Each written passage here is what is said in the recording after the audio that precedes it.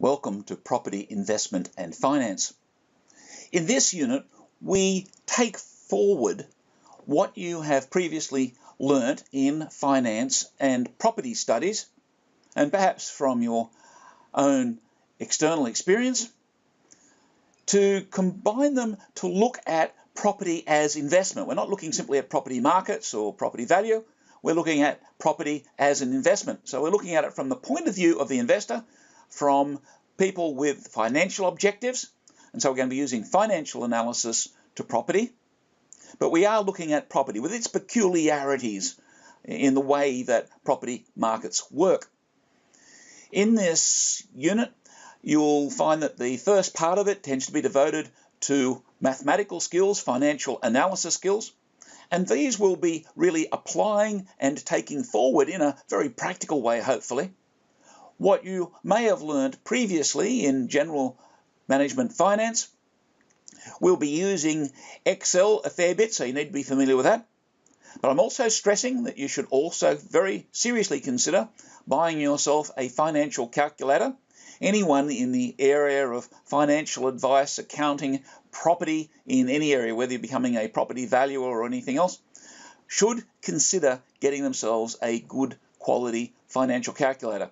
And the reason for this is that very often you need to do financial calculations on the run, and using maybe the scientific calculator that you had through school and you love dearly isn't quite going to cut it when you want to work quickly to do what are relatively standard financial calculations, and you need to do them on the run, shall we say, without the advantage of being able to sit back and design an Excel spreadsheet or model you're going to use forever. You'll also need the financial calculator in the exam. And so that's another very good reason to get one early in term, preferably very soon, and use them to practice all of the models we're going to be doing. The models are all going to be based on Excel simply because it's easier to communicate that online and in worked demonstrations.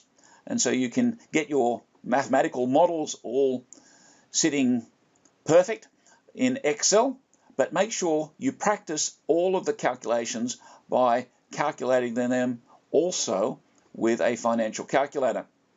Some of you may be new to the style of self-correcting exercises that are used through a number of the property units. These are Excel-based exercises that enable you to see as you go through whether you have the correct answer or not. Now, the answers in the self-correcting exercises are seldom numbers. Usually they are equations. And so we're looking at your ability to be able to work out the maths, to be able to write the right equation in the right place. And as soon as you do that, bingo, a yellow highlight goes away and you know yourself that you have the right answer. One of the other nice things about the models that you'll be building through this unit is that they are all very practical and useful in your own property financial investment or the investment property analysis into the future. And so all of the models, one way or another, while they are often simpler than commercially available packages, their simplicity is usually because they have the same essential core calculations simply applied to more straightforward property investments.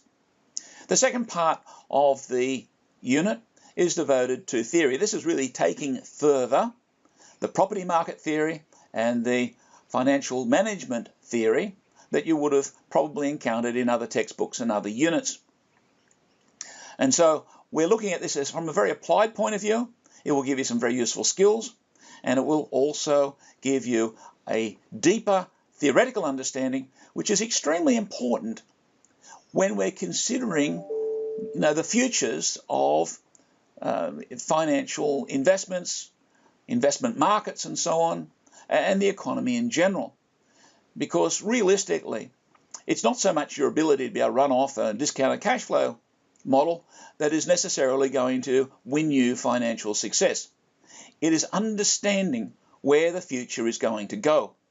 And this means that to really fully do that, you need to be sensitive to the factors, social, economic, cultural, and so on, that drive the way the world works, because after all, the market is human people making decisions to buy and sell things, and so your investment future is going to have to do with being able to estimate, forecast, if you like, what those human individuals are going to be doing.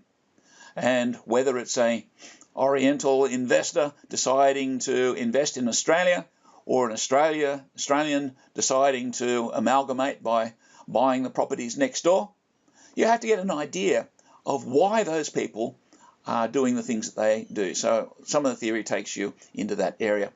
I hope you enjoy the course. It will be very useful both for your personal investment future, but also for career aspirations for anyone who is considering any form of financial advice or property investment advice, or even understanding the performance, the dynamics of property investment for occupations such as asset management, funds management, and so on.